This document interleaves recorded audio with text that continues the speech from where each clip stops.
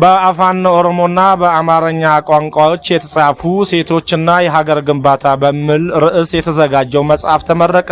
ሴቶች በሀገር ግንባታ ውስጥ ያበረከቱትና እያበረከቱት ያለውን አስተዋጽኦ የሚዳስስ ሴቶችና የሀገር ግንባታ በሚል መጽሐፍ ከፍተኛ የመንግስት የስራ ኃላፊዎችና ምሁራን በተገኙበት በኦሮሞ ባህል ማዕከል ተመርቋል።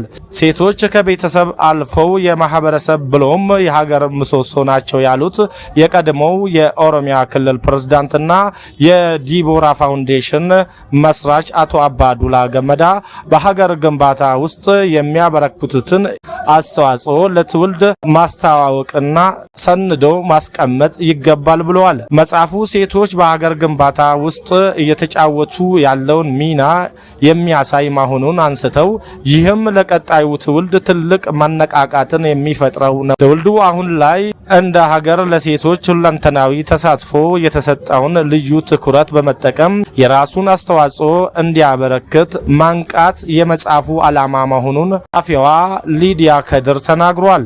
መጽሐፉ ሴቶች ለሀገር ግንባታ ለሚያበረክቱት አስተዋጽኦ መንገድ ከመጠቆም ባለፈ አርያ የሆኑ ሴቶችን ተመክሮ የተዳሰሰበት መሆኑን አንስቷል። መንግስት ለሴቶች የሰጠውን ትኩረት ተጠቅመው ለሀገር ግንባታ የሚያዋጡትን አስተዋጽኦ እንዲያጠናክሩ የሚያግዝና ለፖሊሲ አውጪዎች ግብዓት እንደሚሆን በምረቃ ስነ ስርዓቱ የተገኙ ታዳሚዎች ተናግረዋል።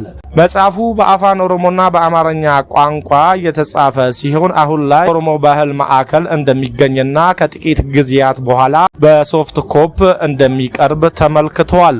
ሚኒስትር ዶክተር አብይ አህመድ ኢትዮጵያ ጥምረት ኤክስፖ 2018 በይፋ መርቋል። ዶክተር አብይ አህመድ የኢትዮጵያን የአምራች ዘርፍ ለማስፋፋት የሚደረገውን ጥረት የሚያጠናክረውን አራተኛውን ኢትዮጵያ ጥምረት ኤክስፖ 2018 ዛሬ በይፋ መርቋል። የአምራች ዘርፍ ግብዓት አቅርቦት በአመት ከ9 ሚሊዮን ወደ 15 ሚሊዮን ቶን ማደግ፣ አዲስ የኢንዱስትሪ ኢንቨስትመንቶች ከ3.4 ጊጋዋት በላይ የኤሌክትሪክ ኃይል መቅረብ ኤክስፖ እስካሁን ያሳየውንና የተመዘገቡ ዋና ዋና ስኬቶች ናቸው።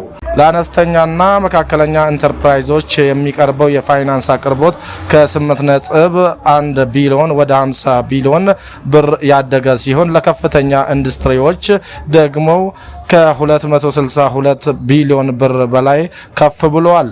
ዘርፉ ከ2.8 ቢሊዮን ዶላር በላይ የውጭ ምንዛሬ ተመዝግቧል። እንዲሁም የፋብሪካዎች የማምረት አቅም ከ47 በመቶ ወደ 67 በመቶ ማደጉ፣ የማምረት አቅምና እድገት ከ4.8 በመቶ ወደ 10.7 በመቶ ከፍ ማለቱ የተገለጸ ሲሆን በቀጣይም ተጨማሪ እድገት እንደሚጠበቅ ተጠቁሟል። ምርትን በሀገር ውስጥ መተካት እስከ 4.85 ቢሊዮን ዶላር ማዳን የተቻለ ሲሆን የውጭ ንግድም ከፍተኛ እድገት እያሳየ ይገኛል። ከ2800 በላይ ኢንቨስትመንቶችን መሳብ እንደተቻለና ለ1.4 ሚሊዮን ዜጎች የስራ እድል መፈጠሩንም ከጠቅላይ ሚኒስትር ጽሕፈት ቤት የተገኘው መረጃ ያመለክታል። ኤክስፖው ኢንዱስትሪዎችን የሚያስተሳስር ኢንቨስትመንት የመሳብ በመቶዎች የሚቆጠሩ አምራቾችንና